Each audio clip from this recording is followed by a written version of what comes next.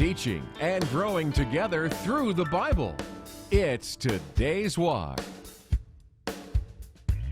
Welcome to Today's Walk. I'm Kate Neighbors here with Pastor Roger. What are we going to be learning about today? Well, Kate, we're looking at one of the most famous events in the life of Jesus. Ooh. Let's jump in and watch what we can learn from Jesus walking on water.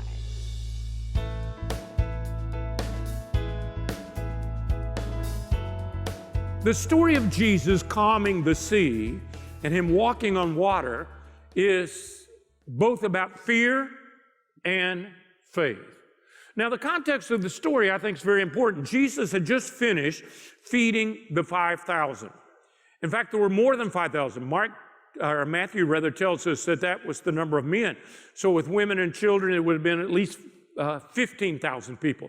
Andrew had brought the little boy with a lunch, and Jesus had blessed it and broke it and multiplied it. It was by far and away his most public miracle, seen by the most people at one time. And when he finished, the crowd wanted to make him the king, even by force. It was kind of a messianic revolution. Let's make him king. Now let's pick up again in verse number 22. And immediately, so it's right after the feeding of the 5,000, it's right after them wanting to make him king.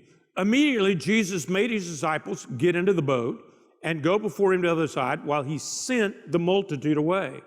And when he had sent the multitudes away, he went up on the mountain by himself to pray. Now, when evening came, he was alone there. He sent the multitudes away. It literally means he strongly dismissed the crowd. They were wanting to make him king, and he had nothing to do with it. He dismissed them. And then it says he made the disciples get into the boat. I don't know about you, when I first read that, I picture him getting Peter in a headlock and dragging him to the boat. Well, that's not really a good translation. He strongly urged them to get into the boat. The inference, I think, is that the disciples were complicit with the crowd, wanting to make him king. Even though he had told them repeatedly, my hour has not come, and he had told them it was not time for him to be king, they wanted to force the issue now that they had this big crowd on their side. It was not his time. Now, John gives us, I think, some added detail that perhaps is important. This same story he records for us in John chapter 6, verse 15. Therefore, when Jesus perceived that they were about to come and take him by force to make him king, he departed again to a mountain by himself alone. Now, when the evening came, so this is like sunset or after, his disciples went down to the sea, got into the boat, and went over the sea toward Capernaum. And it was already dark, and Jesus had not come to them. Then the sea arose because a great wind was blowing. Now, the geography is helpful here. Capernaum was on the Israeli side, on the west side of the Sea of Galilee. The east side was the area of the Decapolis. We know they were on the northeast corner of the Sea of Galilee because it said they were in the area of Bethsaida. Now, to the north of the Sea of Galilee, several miles, is Mount Hermon, which is at 9,200 feet elevation, and it's covered in snow much of the year. So when the wind blows from the north off that snow, the cold air from Mount Hermon collides with the hot air of the sea, particularly on the north end, because at Bethsaida and Capernaum, on the north end of the Sea of Galilee, there are hot springs underneath the sea that bubble up. And so that part of the sea is much warmer than, say, the south end. And that collision of cold and hot air would often cause violent storms. And the disciples were caught in this particular storm. Verse number 24. But the boat was now in the middle of the sea, tossed by the waves, for the wind was contrary. Now in the fourth watch of the night, Jesus went to them walking on the sea. They had battled the storm roughly from sundown to the fourth watch, which is somewhere between 3 a.m. and 6 a.m. So a lot of time have elapsed. They could have crossed the sea many, many times. It's just a couple of miles there on the corner of the sea. But they're caught in this storm. And Jesus knew it. He saw them. He was on the hillside praying. He would have seen them at sundown getting in the boat. He had told them to get into the boat. He would have seen them maybe by moonlight. He He would have certainly seen them by lightning of the storm. He knew they were rowing. He knew they were exhausted. They had to be afraid. But I think it's important for us to remember at this point, the disciples were in the will of God. They were doing exactly what Jesus said. Jesus said, get in the boat, go to the other side of Capernaum. They were not at the least bit in rebellion against God or against Jesus. They were in the will of God squarely, doing exactly what Jesus said, and still they were caught in a storm. Here's the principle. Christians are not exempt from the storms of life. Now, this was a literal storm on the Sea of Galilee. Metaphorically, all of us are vulnerable to storms in life. In fact, there are many people that are listening today that I know are facing storms, and there's a lot that I don't know, but I know that there are some facing storms. Maybe it's a vocational storm with your work, maybe it's domestic in your family, maybe it's economic. We sometimes think, and it's wrong thinking, we sometimes think that if we follow Jesus, it's always going to be smooth sailing in our life. We're actually told that by some believers, that if you're in the will of God, then you have a pass from adversity. But they were in the will of God, and Jesus directed them into the storm. Now, sometimes storms are to discipline us, to get our attention, but most of the time storms are to deepen us in our faith. But today, the health, wealth, or what we call the prosperity gospel says that if you really love Jesus, you've got to pass on storms. Your life's going to be free from adversity. In fact, there's going to be prosperity. In fact, you can measure your spirituality by your physical prosperity, and you're never going to be sick. If you do get sick, then Jesus is going to heal you. If He doesn't heal you, then it's just your lack of faith. Now, God can heal people, and He does on occasion in response to prayer, but the New Testament does not teach that being a follower of Jesus gives us an exemption from adversity. You see, Jesus doesn't always take us around the storm.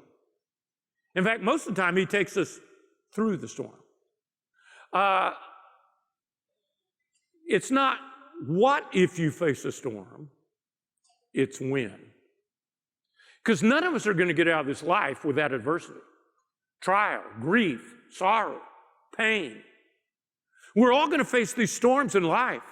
But in the darkness of this storm, something happened that frightened the disciples even more than the waves. Verse number 26, it says, and when the disciples saw Him walking on the sea, they were terrified, saying, it's a ghost. And they cried out in fear. I mean, things went from bad to worse. They thought, now we're on a haunted sea, They thought they'd seen a ghost. But then their fear gives way to faith, because verse number 27, Jesus immediately, He spoke to them saying, be of good cheer, it is I, do not be afraid. As soon as He said that, I think their hearts calmed before the water calmed, because they knew Jesus had a way with storms. This is not the first storm they were in with Jesus. Now, throughout His public ministry in Galilee, He crossed the Sea of Galilee many, many times with the disciples. He would go over to Gadara, the Decapolis. He would go to Bethsaida many times, and they were with Him in a boat. And so they crossed back and forth. He ministered on both sides. And in Mark chapter 4, you had the story of them crossing the sea together. This time, Jesus is not walking on the water. He's in the boat.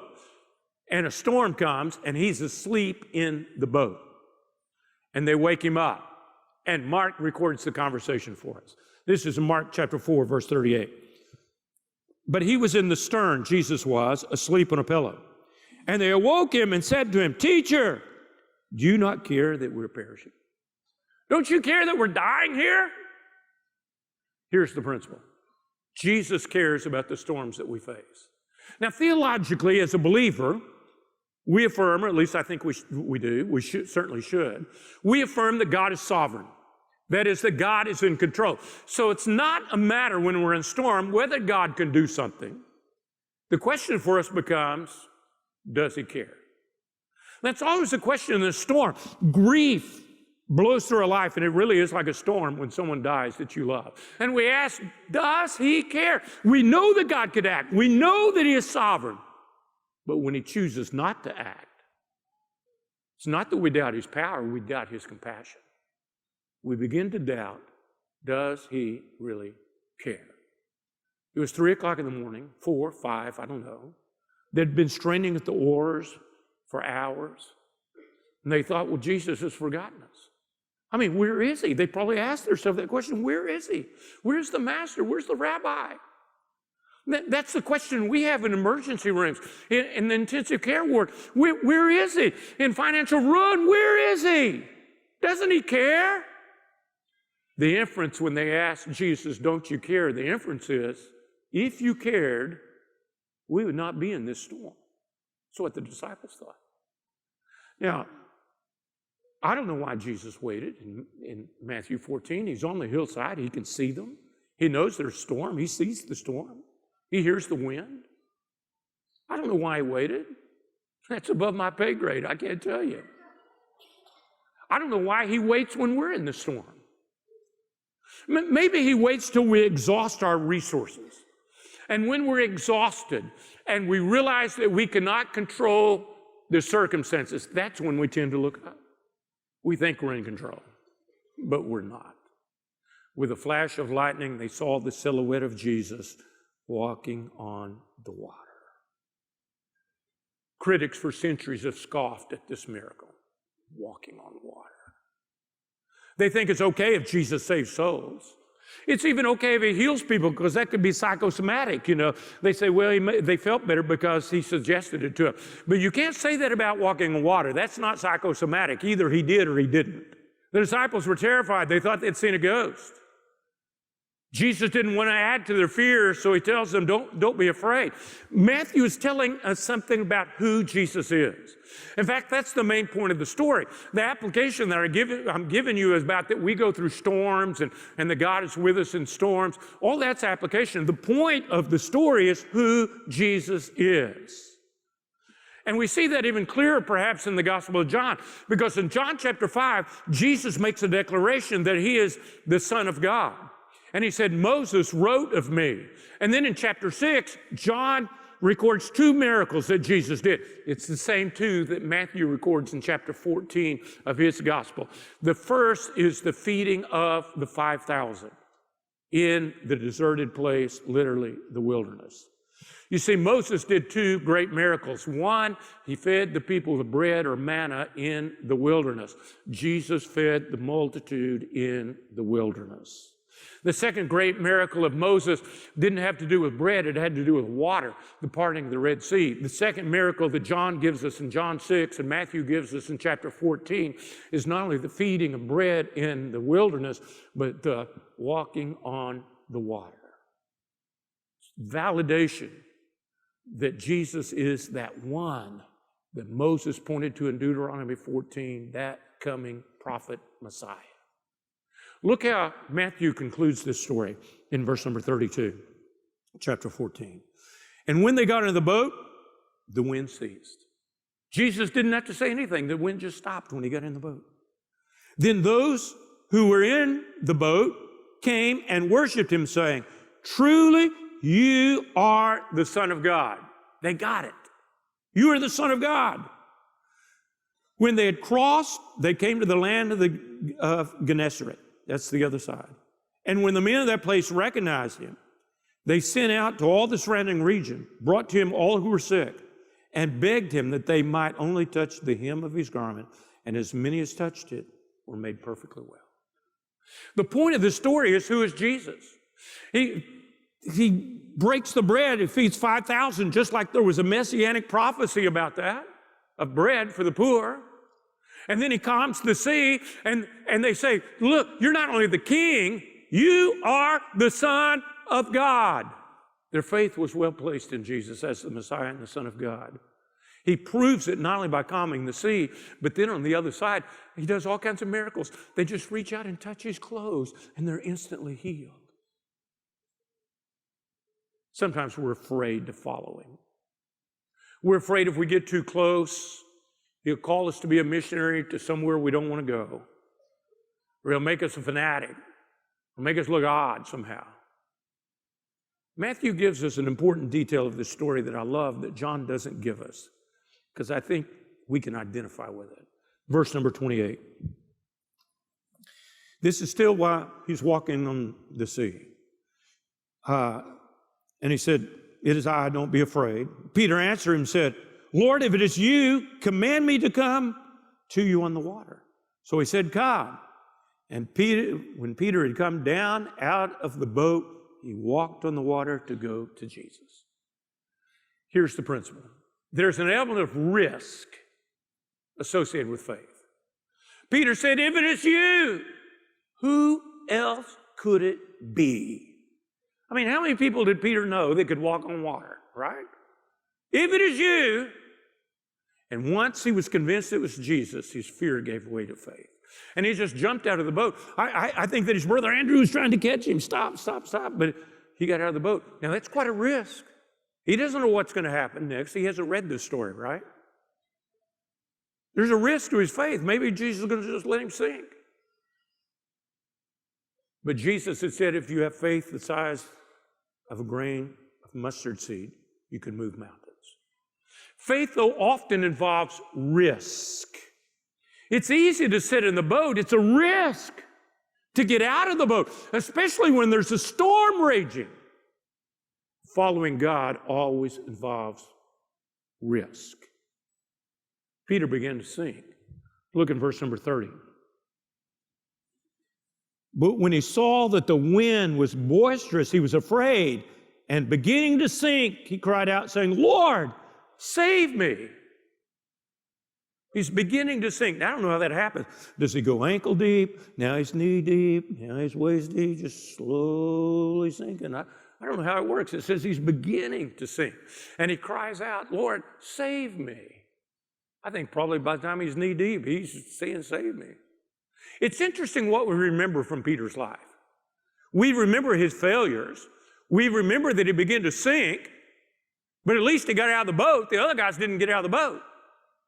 We remember that he denied the Lord the night of his trial before Caiaphas, the high priest, but the rest of the disciples had ran away.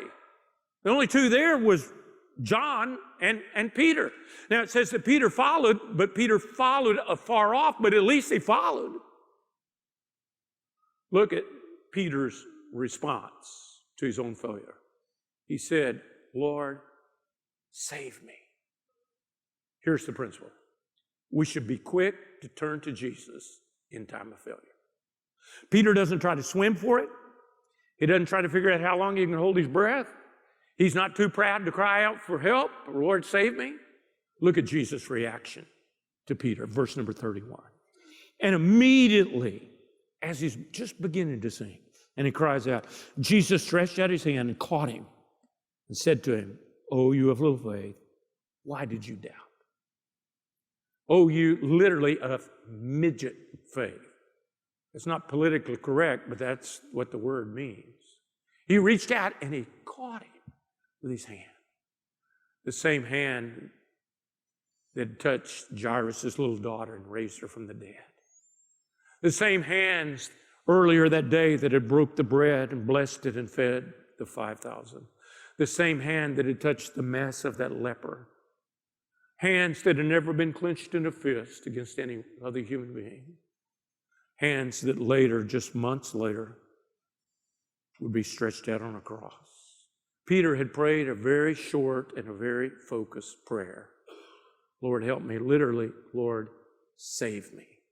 Now, when we fail, we often try to rationalize our failure. We try to slough it off. "Oh, yeah, it's not that bad. Everyone else is doing it." Or maybe we do the opposite. We fail and we think, well, we can't face God in our failure. "Lord, I promised to tithe and I haven't. Lord, I promised to read my Bible every day and I haven't." We're caught in sin and we pull back from God. When God just wants us to say, "Lord, save me." You know what one of the keys to the Christian life is, I think, and it's one of the more important keys, to learn as a believer to shorten the time of failure. And we all have times of failure. That's the human condition. To learn to shorten the time between failure and confession. People fail. Sometimes they go hours, sometimes days, sometimes weeks, sometimes months, sometimes years. If we could just learn to shorten that time between our failure and confession. Peter's time was very, very short. It's before he even went underwater, because he's still talking. He shortened the time between his lack of faith and his crying out to God. Now that's the story, but let's have some application for us. First point of application, storms come suddenly. This had been one of the greatest days in Jesus' messianic ministry in Galilee. He had fed the 5,000 men, the women and children that day. The crowd had rushed him, wanted to make him king. Finally, they get it. You are the Messiah. You are the king. Everything is going great. The disciples get in the boat. They're probably talking about it. Did you see the face on those Pharisees, when they saw that? Did you see all the children, how excited they were about being able to eat until they were full? They're talking about that, and then suddenly, they're in a storm fighting for their life. We read this from a distance where we're both comfortable and dry this morning, but they were helpless and in a panic. It came suddenly. And that's the nature of storms in our life. The phone rings, and someone says, Daddy is dead, or Mama is dead, or a doctor says, you have cancer. You can't prepare for a hurricane in the hurricane. You have to prepare ahead of time. And God allows these smaller tests in our life to prepare us to trust Him in the big things. He always allows us to wade the shallows before we face the rising tide of some overwhelming test of our faith. I mean, look at David. He said, I'll go fight the giant Goliath. And they go, what makes you think you can kill a giant? You're just a boy. He said, well, God helped me kill a lion, and God helped me kill a bear, so God will help me do this. That gave him the faith for the big test. Preparation for the big storms of life is to learn to trust God in the routine. And the routine of life is filled with irritation, frustration, offenses, failures. But if we can learn to trust Him in the routine of life, it prepares us for the big test. The second principle is this: storms test our faith. Jesus has been teaching the disciples about faith. That's what He's imparting to them. Faith comes by hearing, and hearing by the Word of God. He'd been giving them the Word of God. He was the Word of God.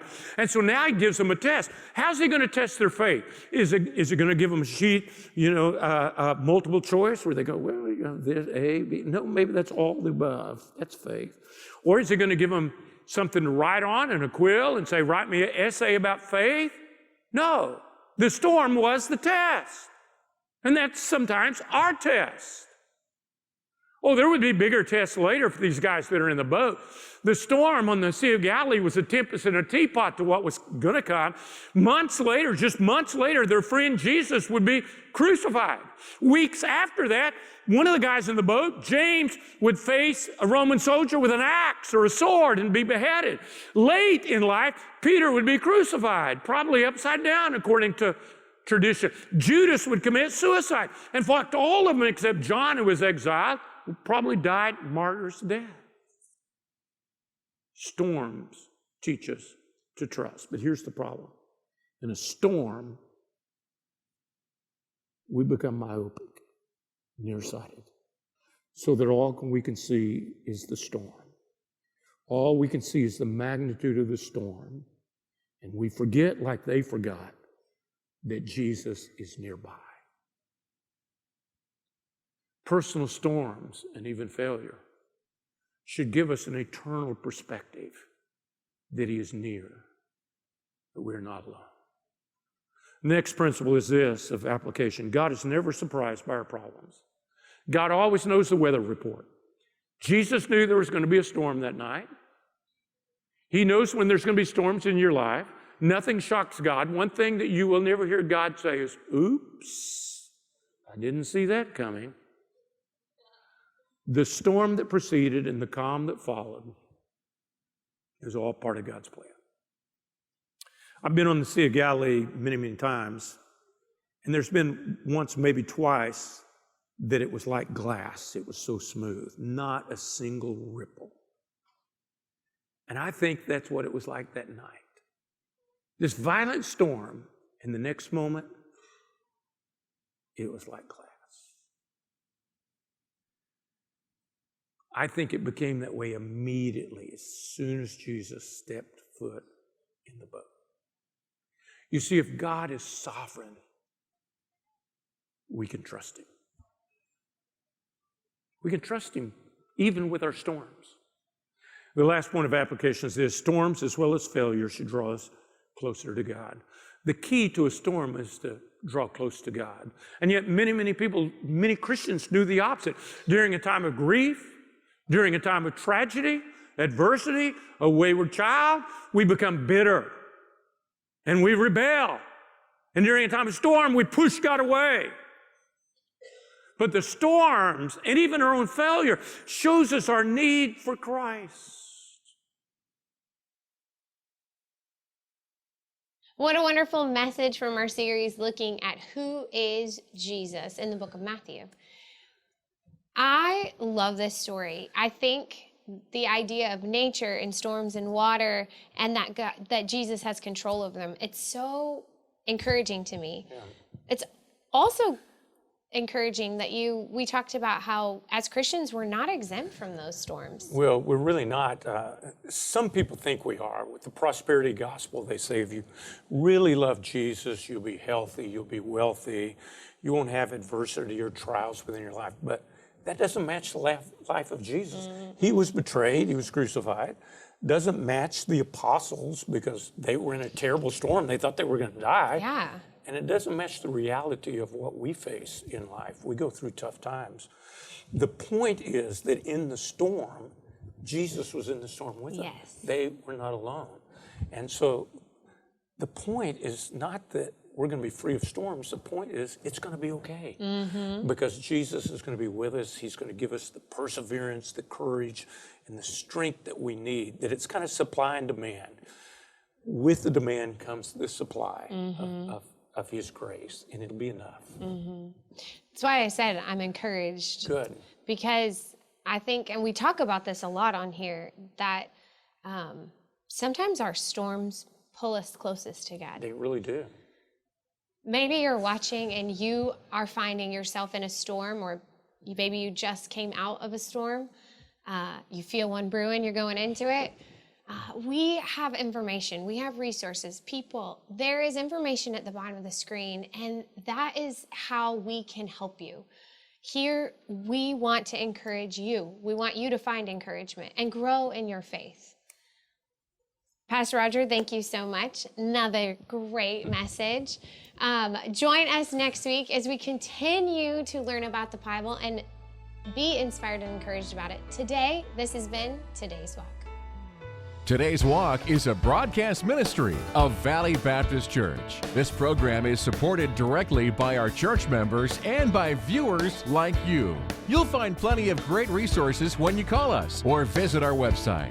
Thanks for watching, and join us again next week at the same time for Today's Walk from Valley Baptist Church in Bakersfield, California.